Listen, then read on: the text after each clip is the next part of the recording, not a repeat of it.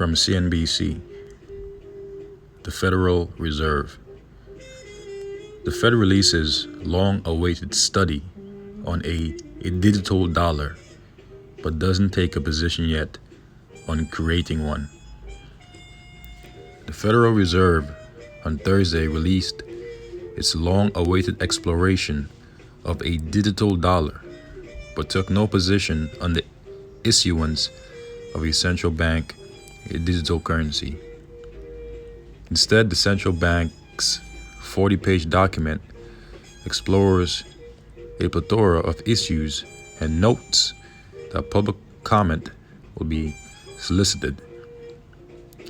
Fed Governor Lil Bernard, if I'm pronouncing his name correctly, who has been nominated as vice chair, is the biggest advocate for the project, while other officials have expressed skepticism. Shalom. All praises, blessings, glories, and honors be unto Yahweh Bahashem, Yahawashi Bahashem Racha Kodash. Double honors to my apostles and elders of Great Millstone who have taught me this truth, as well as men of like mind. Shalom wa chasad, which means peace and mercy, to the elect of the nation of Israel, whom are you so-called Negroes, Latinos, Native American Indians, and Israelite foreigners of the seed line of our forefathers, Abraham, Isaac, and Jacob, whom are scattered here in America, which is Babylon the Great, and abroad. To you I say Shalom, and Yahweh Bahashem Yahushua Ratazah. This lesson is edifying. Again, this reads, the Federal Reserve on Thursday released its long-awaited exploration, which they have been exploring this alternative for decades. But before the eyes and sentiments of the public, they have to appear as if, they're now looking into this sort of thing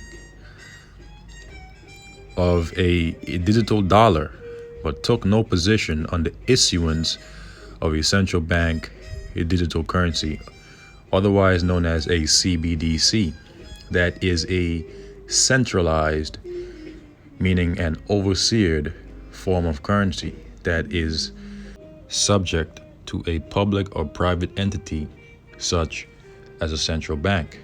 An example of a CBDC is China's digital yuan, which it had issued last year to its public. And so again, a central bank, a digital currency, is a currency that is overseen by a high central authority.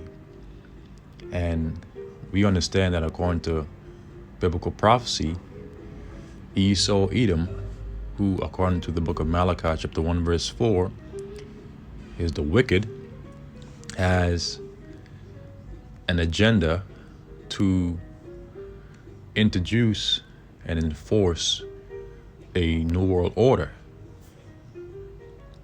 that will allow them to cause all, both small and great, rich and poor, free and bond, to receive a mark in their right hand or in their foreheads, and that no man might buy or sell save he that had the mark, or the name of the beast, or the number of his name, roughly paraphrased in the scripture in Revelation, the 13th chapter. And in order for them to introduce and solidify and roll out their new world order and its agenda, they have to first do away with the current system. That is by crashing the dollar. Hence the reason why we've been seeing inflation, and very soon we will see hyperinflation, which again, inflation, as we'd explained many times in our lessons, is the expansion of a country's financial money supply. And hyperinflation is the exact same thing, but twice as bad.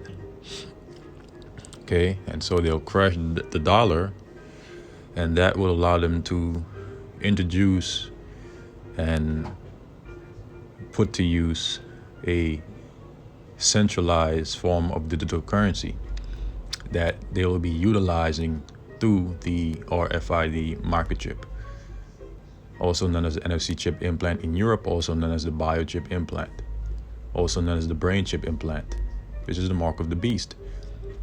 And this is nothing more than gradualism, which is the policy of achieving a desired mean through gradual stages. So that's how Esau Edom works. He does things in graduality, if that's a word.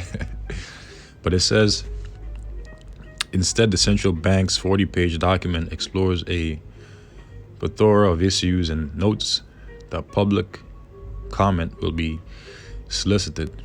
Fed Governor Lowell Bernard, who has been nominated as vice chair, is the biggest advocate for the projection, while other officials have expressed skepticism, and the current chair of the Federal Reserve is Jerome Powell, who has been speaking of inflation being transitory for the past year, which inflation is not transitory. Transitory meaning that it's temporary. It's not temporary. In fact, it's actually gonna increase and become worse. The Federal Reserve on Thursday released its long-awaited study of a digital dollar, exploring the pros and cons of the much-debated issue and soliciting public comment. Billed as the first step in a public discussion between the Federal Reserve and stakeholders about central bank digital currencies, and many other countries have been utilizing CBDCs, but now Esau Edom is making it a lot more apparent. I also have another article as well that I will read, Lord's willing, concerning the prophecy surrounding the mark of the beast, Lord's willing, after I finish reading this article. The 40-page paper shies away from any conclusion about a central bank digital currency, or CBDC. The report originally was expected in the summer of 2021, but had been delayed. Instead, it provides an exhaustive look at benefits such as speeding up the electronic payment system at a time when financial transactions around the world already are highly digitized. But what they're going to do is basically centralize everything that is highly digitized under one digital form of currency. Or there might be different trees of it in the form of the yuan, whatever currency other countries use, but it will all be subject to a super central authority, which will be the banking families, the elites of Esau Edom, the Rothschilds, the Gettys, the DuPonts, the Lees, the McDonalds, and the list goes on, of the rich elites of Esau Edom. Because that's their New Lord agenda, to pretty much have total control over the entire world through the RFID microchip, which is a mark of the beast. Because right now, things, for the most part, concerning digital currencies are decentralized, also known as DeFi currencies, meaning that it's hard to keep track of transactions, because most transactions to all are anonymous. So that can cause issues. So to get rid of that, they'll create and make everything centralized, which will make things even easier for them to roll out the chip when they do. So all roads are leading to prophecy, baby. So it reads on, the report originally was expected in the summer of 2021, but had been delayed.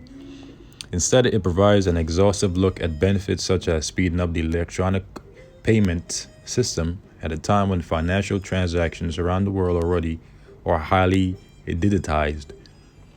Some of the downside issues the report discusses are financial stability, risk, and private protection, which we understand is all, BS talk. They have to speak in a way to so-called pacify the public and its sentiment, but gradually behind closed doors they're working, and eventually when they roll things out, it'll be too late when people realize. Risk and privacy protection while guarding against fraud and other illegal issues. Federal Reserve Board Chairman Jerome Powell speaks at a re-nomination hearing of the Senate Banking, Housing, and Urban Affairs Committee on January 11, 2022 in Washington, D.C. A CBDC could fundamentally change the structure of the U.S. financial system, altering the roles and responsibilities of the private sector and the central bank, the report says. Fed Chairman Jerome Powell has been largely non-committal in his public comments on the CBDC. The concept's biggest advocate is Fed Governor Lil Brainard, who has been nominated to be vice chair of the Policy-Making Federal Open Market Committee. Several other Fed officials have voiced skepticism over the digital dollar, saying the benefits are not obvious. One primary difference between the Fed's dollar and other digital transactions is that current digital money is a liability of commercial banks, whereas the CBDC would be a Fed liability. Among other things, that would mean the Fed wouldn't pay interest on money stored with it, though because it is riskless, some depositors may prefer to keep their money with the central bank. This article is pretty lengthy, so what I'll do here is I'll leave it, Lord's willing, in the description box of this lesson. But before we conclude this lesson, let's read the last two paragraphs of this article and then get some scriptures.